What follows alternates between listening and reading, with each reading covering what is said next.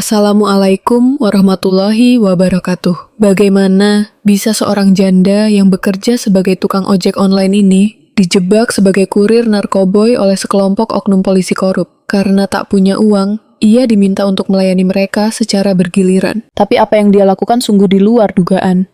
Siapa dia sebenarnya? Mari simak cerita lengkapnya. Jangan lupa like dan subscribe. Pagi itu, Kota Malang diselimuti kabut tipis yang menyelimuti jalanan. Suara riuh kendaraan terdengar dari kejauhan, dan aroma kopi yang baru diseduh memenuhi udara. Namun, di balik kesibukan kota yang tampak biasa ini, Ratih, seorang wanita berusia 34 tahun, dengan kecantikan yang memikat, sedang mempersiapkan diri untuk menjalani misi yang lebih berbahaya dari yang pernah ia jalani. Di dalam ruangannya yang sempit, ia mengenakan pakaian biasa, berusaha menyembunyikan identitas aslinya sebagai seorang kapten di Kopassus. Di meja, sebuah ponsel bergetar, menandakan bahwa perintah dari Kolonel Aryo, komandannya, baru saja diterima. Kamu akan menyamar sebagai pengemudi ojek online. Ada laporan tentang beberapa pengemudi yang terjebak dalam kasus narkoba yang melibatkan oknum polisi. Jelas Kolonel Aryo, suaranya tegas. Ratih menatap layar ponsel, merasa adrenalin mulai mengalir. Misi kali ini akan menguji kemampuannya seperti yang belum pernah dilakukan sebelumnya. Selama seminggu penuh, Ratih menyamar dengan sangat teliti sebagai pengemudi ojek online. Malang yang hangat dan ramai menjadi arena baru bagi penyamaran ini. Di antara sesama pengemudi ojek, ia belajar banyak tentang kehidupan mereka. Ada yang bercakap-cakap tentang penghasilan yang tak menentu. Ada pula yang bercerita tentang masalah pribadi. Namun, ada satu hal yang sering terdengar di antara mereka. Sebuah cerita tentang pengemudi yang dijebak oleh oknum polisi yang menggunakan layanan ojek online untuk mengirimkan paket narkoba. Setelah melakukan razia di jalan, polisi itu tidak hanya menangkap, tetapi juga memeras pengemudi ojek yang tak bersalah. Misi ini terasa semakin berbahaya. Ratih tahu bahwa ia harus siap menghadapi apapun yang mungkin terjadi. Setelah 1 minggu menjalani penyamaran, Ratih akhirnya mendapatkan pesanan yang sangat mencurigakan. Ponselnya bergetar, menunjukkan alamat pengantaran yang tampaknya cukup jauh dan berada di kawasan yang sepi.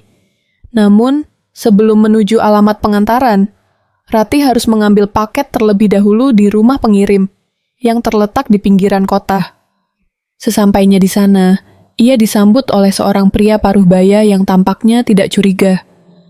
Ratih mengambil paket yang terbungkus rapi tanpa menanyakan lebih lanjut. Ia hanya mengamati sekeliling dengan cermat, merasa ada sesuatu yang tidak beres, tetapi ia harus melanjutkan misi ini.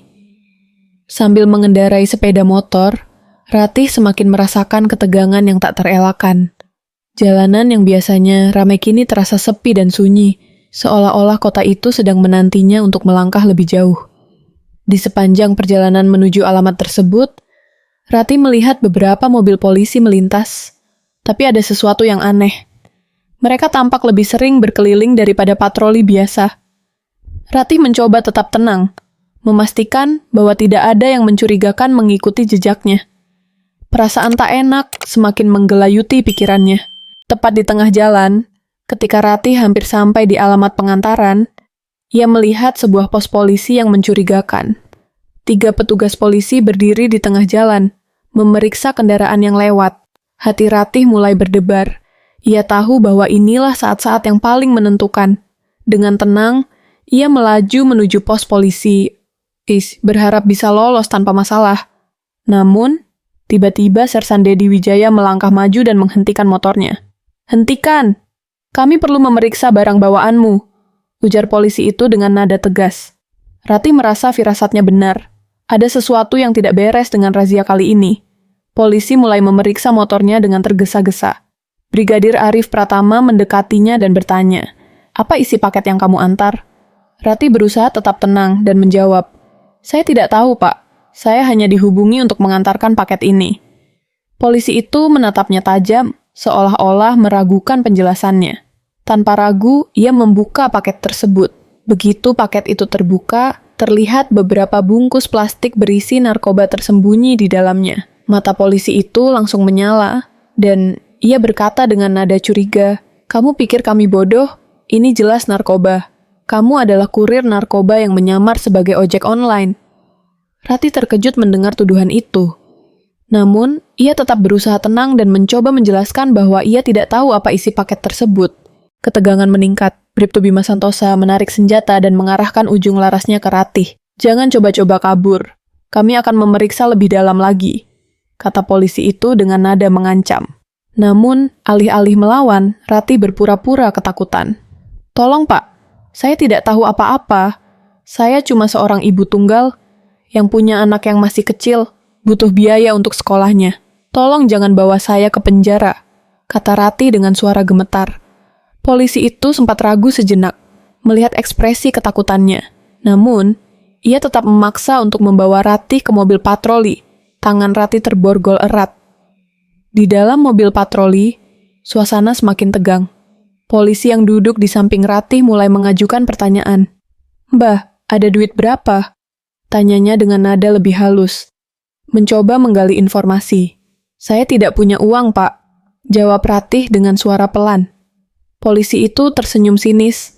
"Kami bisa bantu kamu, tapi kamu harus bayar. Berapa yang bisa kamu kasih?" Mereka mulai bernegosiasi. Dari jumlah yang fantastis 50 juta hingga 5 juta. Namun Ratih tetap bersikeras bahwa ia tidak punya uang sama sekali. Polisi itu tidak menyerah begitu saja. Suasana semakin mencekam di dalam mobil patroli. Polisi yang duduk di samping Ratih memandangnya dengan tatapan tajam. "Kamu tahu kan apa yang akan terjadi kalau kamu di penjara? Anakmu akan terlantar, nggak ada yang bisa merawatnya. Dia akan kesulitan untuk sekolah dan hidup tanpa kamu," kata polisi itu dengan nada yang mengancam. Ratih menundukkan kepalanya, berpura-pura ketakutan. "Tolong Pak, saya tidak tahu apa-apa. Saya cuma seorang ibu tunggal yang punya anak yang masih kecil, butuh biaya untuk sekolahnya.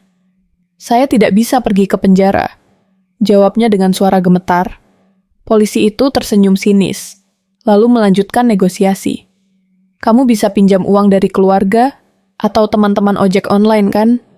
Kalau kamu tidak punya uang, anakmu bisa jadi korban," tambah polisi itu, mencoba mempermainkan perasaannya. Ratih tetap berpura-pura bingung, tetapi dalam hatinya, ia menyusun strategi. "Tapi saya tidak punya siapa-siapa di Malang, Pak," jawab Ratih dengan suara penuh keputusasaan. Mencoba meyakinkan mereka bahwa ia benar-benar sendirian di kota itu. Setibanya di tempat tujuan, mobil patroli berhenti. Polisi-polisi tersebut mengeluarkan Ratih dan membawanya ke ruang khusus yang sudah disiapkan. Tempat itu adalah sebuah gudang tua yang terletak di kawasan pinggiran kota Malang.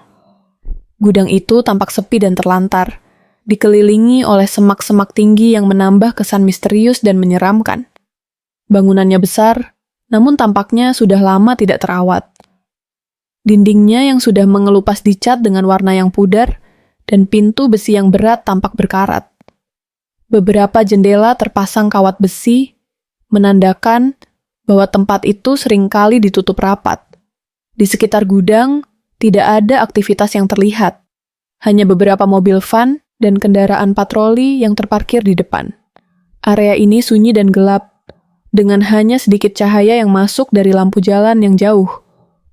Tempat ini, meskipun tampak seperti tempat yang tidak mencolok, ternyata menjadi sarang bagi aktivitas gelap yang akan segera dihancurkan oleh Ratih dan pasukan Kolonel Aryo. Dengan wajah cantik dan penuh kelembutan, Ratih terus berpura-pura bingung. Matanya menatap kosong ke depan, seolah-olah tak tahu harus berbuat apa. Beberapa tetes air mata bahkan mengalir perlahan di pipinya, menambah kesan putus asa yang sedang ia tunjukkan. "Saya tidak tahu apa yang harus saya lakukan." Suaranya hampir tidak terdengar, seperti seseorang yang benar-benar terpojok dan tak tahu jalan keluar. Polisi-polisi itu, yang tadinya mencoba menekan, kini mulai merasakan sedikit empati. Meskipun mereka masih ragu apakah itu semua hanya sandiwara belaka. "Tolong Pak, lepaskan saya. Saya janji tidak akan melawan lagi, saya akan kooperatif," Ratih menambahkan. Suaranya terdengar penuh harap, namun di balik semua itu, ia tahu bahwa jika mereka jatuh ke dalam perangkap emosinya, ia akan segera bertindak untuk menghancurkan mereka satu persatu. Salah satu polisi yang lebih senior, yang jelas-jelas mendominasi kelompok itu, melihat perubahan dalam sikap Ratih. Tatapan matanya yang penuh perhitungan mencerminkan bahwa ia sudah melihat banyak kasus serupa. Kalau kamu tidak bisa bayar dengan uang, kamu bisa kok gilir kita satu persatu, kata Bribka Fajar Prabowo sambil tertawa. Namun tetap ada sedikit rasa ingin tahu dalam suaranya. Ia mengamati setiap gerak-gerik Ratih, menilai apakah wanita itu benar-benar terpojok atau hanya berpura-pura. Ratih tahu bahwa kini saatnya untuk bermain dengan lebih hati-hati. Ia mengangguk perlahan, berpura-pura pasrah. Namun, dengan suara lembut yang penuh penyesalan, Ratih berkata, "Tolong lepaskan dulu borgol saya. Tangan saya sakit," sambil memegangi pergelangan tangannya yang terborgol. Polisi itu menghela napas panjang, seolah merasa kasihan, dan akhirnya setuju untuk melepaskan borgolnya. Tanpa berkata banyak, ia memberi isyarat agar Ratih mengikutinya ke ruang belakang. Ratih dengan cepat memanfaatkan kesempatan ini. Ia tahu bahwa ini adalah ujian terbesar. Dia harus memastikan bahwa para polisi itu tidak sempat melakukan hal buruk padanya. Sesampainya di dalam kamar, Fajar Prabowo menutup pintu dengan keras, memastikan tak ada yang bisa mendengar apa yang akan terjadi. Ratih melangkah masuk dengan penuh kesabaran, matanya terus memantau setiap gerakan polisi tersebut. Polisi itu mulai membuka bajunya, berniat untuk menyelesaikan urusan dengan Ratih, yang ia anggap sudah menyerah. Namun, tanpa peringatan, Ratih bergerak cepat. Dalam sekejap, lututnya menghantam keras ke perut polisi itu, membuatnya terhuyung mundur. Kejutan itu membuat polisi tersebut kehilangan keseimbangan, namun ia masih sempat berusaha untuk bangkit. Namun, sebelum ia sempat bergerak lebih jauh, Ratih sudah mengangkat kursi kayu yang ada di dekatnya, dan dengan telak menghantamkan kursi itu ke kepala polisi yang sudah terhuyung. Polisi itu langsung terjatuh ke lantai, pingsan seketika. Semua yang ada dalam pikirannya hanyalah satu hal. Kini, ia harus bergerak lebih cepat dan hati-hati, agar para komplotan lainnya tidak tahu apa yang sedang terjadi selanjutnya. Dengan hati-hati, Ratih mengambil ponselnya dan mengetik pesan singkat kepada Kolonel Aryo. "Saya sudah di tempat mereka, Kolonel. Lokasi sudah saya tandai," tulisnya, sambil memperhatikan dari jendela kamar itu untuk memastikan bahwa situasi di luar tidak berubah. Ia mendengar suara langkah kaki yang semakin mendekat, memberi petunjuk bahwa para polisi lainnya sudah mulai bergerak menuju kamar itu. Tak lama kemudian, suara pintu yang diketuk terdengar, menandakan bahwa waktunya hampir habis. Namun, Ratih sudah siap. Ia menunggu beberapa saat, memastikan bahwa para polisi itu tidak akan bisa menebak apa yang akan terjadi selanjutnya. Suasana mulai tegang, namun Ratih tahu bahwa pasukan Kolonel Aryo sudah semakin dekat. Ratih tidak membuang waktu. Begitu pintu terbuka, ia langsung bergerak cepat, meluncur keluar kamar dengan gerakan yang sangat terkoordinasi. Sersan Dedi Wijaya yang pertama kali ia temui, yang tampaknya masih merasakan kepercayaan diri karena melihat Ratih sebelumnya sudah diborgol, langsung mendapat serangan mendalam. Tanpa memberi kesempatan kepada polisi itu untuk berpikir atau bergerak, Ratih menendang kaki polisi tersebut dengan keras, menjatuhkannya ke tanah. Polisi itu terperosok, dan dalam sekejap, Ratih sudah berdiri di atasnya, menghantam wajahnya dengan pukulan-pukulan telak. Setiap serangan Ratih terarah, penuh dengan teknik bela diri yang sempurna. Mematikan, namun cepat. Dalam waktu yang sangat singkat, polisi pertama itu sudah tak berdaya.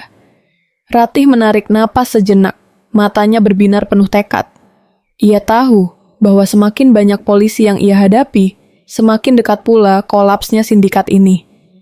Dengan gerakan lincah dan penuh kehati-hatian, Ratih melanjutkan misinya, siap menghadapi komplotan berikutnya.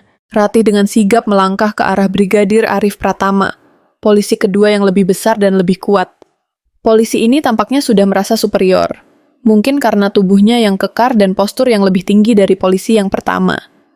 Namun, ia tidak tahu bahwa Ratih lebih dari sekadar seorang wanita biasa. Tanpa ragu, Ratih melompat dengan kecepatan luar biasa, memanfaatkan momentum tubuhnya untuk menyerang titik lemah sang polisi. Dalam gerakan yang sangat terlatih, ia berhasil mematahkan kunci lutut polisi itu hanya dengan satu tendangan kuat. Dengan suara nyaring, lututnya berbunyi, dan polisi itu jatuh terjerembab ke lantai, menahan sakit. Ratih tidak memberi kesempatan kepada polisi itu untuk bangkit. Ia segera melompat, menjatuhkan tubuhnya di atas tubuh polisi yang kini tak berdaya, dan menghantamkan pukulan telak ke wajahnya. Polisi itu hanya bisa terdiam, tak mampu melawan. Di saat yang bersamaan, Ratih merasakan darahnya bergejolak, adrenalin mengalir deras, dan ia tahu bahwa ini adalah momen penentu. Satu persatu polisi lainnya yang datang semakin tak berdaya, melawan, tetapi tak mampu menandingi kecepatan dan keahlian Ratih. Mereka yang sebelumnya meremehkan dan merasa aman kini terkapar satu persatu di lantai, tak mampu bergerak. Ratih tahu waktu semakin mepet. Setiap detik yang berlalu semakin mendekatkan Kolonel Aryo dan pasukan khusus yang ditugaskan untuk membantunya. Ia sudah menerima pesan singkat yang mengonfirmasi bahwa mereka berada di jalur yang benar dan akan segera tiba. Namun, sebelum itu terjadi, Ratih harus memastikan bahwa bukti-bukti yang sudah ia kumpulkan, terutama tentang para oknum polisi yang terlibat dalam sindikat narkoba ini, aman dan bisa diserahkan ke pihak yang berwenang. Dia mengamati setiap sudut ruangan, memastikan tidak ada lagi jejak yang tertinggal. Mobil patroli yang terparkir di luar, serta barang bukti lainnya yang ada, harus bisa diidentifikasi dengan jelas oleh pihak berwajib. Ratih memindahkan beberapa dokumen dan barang bukti lainnya ke dalam tasnya dengan hati-hati, memastikan bahwa tidak ada yang hilang. Sebagian dari bukti-bukti ini sangat penting untuk menghancurkan sindikat besar yang telah merusak banyak nyawa. Setiap langkah yang ia ambil terasa semakin berat, tetapi Ratih tahu bahwa ia harus menuntaskan tugas ini, apapun yang terjadi. Waktu semakin sempit, namun ketenangan dan ketajaman pikirannya tak pernah surut. Ratih melangkah kembali menuju kamar tempat ia pertama kali menghentikan Sersan Dedi Wijaya. Ia ingin memastikan bahwa semua bukti yang ada di sana tetap aman dan bahwa tidak ada satupun polisi yang tersisa. Di dalam kamar itu, ia mendekati polisi pertama yang telah ia lumpuhkan. Ia memeriksa napasnya dan meskipun tubuhnya terbaring tak bergerak, ia masih hidup. Ratih membenarkan posisinya, memastikan bahwa korban pertamanya tidak akan bangun sebelum bantuan tiba. Aku tidak akan biarkan mereka menang, ratapnya pelan pada dirinya sendiri. Ia tahu bahwa setiap detik berharga, dan ia tidak bisa menunggu lebih lama. Dengan langkah-langkah cepat, namun penuh kehati-hatian, Ratih keluar dari kamar dan melangkah ke ruang berikutnya. Sebelum dia pergi lebih jauh, Ratih sempat melirik sekitar dan memastikan bahwa tidak ada lagi ancaman yang mendekat. Di luar, suasana sudah mulai berubah. Polisi yang terlibat dalam sindikat ini semakin lemah, dan Ratih merasa semakin dekat dengan kemenangan yang sudah lama ia impikan. Semua sudah siap, dan kini tinggal menunggu pasukan Kolonel Aryo datang untuk menyelesaikan segalanya. Tak lama setelah Ratih mengamankan seluruh bukti dan memastikan bahwa sindikat ini takkan bisa lepas, pasukan Kolonel Aryo akhirnya datang. Dalam hitungan detik, para prajurit Kopassus yang terlatih dengan baik mulai melakukan penggerebekan besar. Kolonel Aryo memimpin langsung, memberikan perintah yang jelas kepada setiap anggotanya. Amankan bukti-bukti, pastikan semua terduga ditahan, tegasnya. Para polisi yang terlibat dalam sindikat ini tak bisa melawan. Mereka disergap satu persatu, dan tak lama kemudian, pasukan sudah berhasil menguasai tempat tersebut. Semua bukti yang ditemukan di lokasi, termasuk barang bukti narkoba, dan dokumen yang menghubungkan oknum polisi ini dengan sindikat kejahatan besar, disita dan diserahkan kepada pihak yang berwenang. Tidak ada lagi yang bisa mereka lakukan selain menerima akibat dari tindakan korup mereka. Kolonel Aryo menatap Ratih dengan bangga, mengetahui bahwa misi ini berhasil berkat kerja keras dan keberanian luar biasa Ratih. Malam itu, Ratih menatap langit yang penuh bintang, merasakan ketenangan yang baru datang setelah perjuangan yang panjang. Ia tahu bahwa ini mungkin bukan akhir dari segalanya. Dunia intelijen penuh dengan ancaman yang tak terduga, dan Ratih masih memiliki banyak tugas yang menantinya. Namun, untuk saat ini, ia bisa merasa puas. Misinya kali ini telah selesai, dan ia tahu bahwa setiap langkah yang ia ambil telah memberikan kontribusi besar untuk menjaga keadilan di tanah air. Perjuangannya adalah bagian dari dedikasi panjang untuk memastikan bahwa para penjahat yang merusak keadilan tidak akan lolos begitu saja. keberanian dan ketekunan, Ratih tidak akan pernah terlupakan.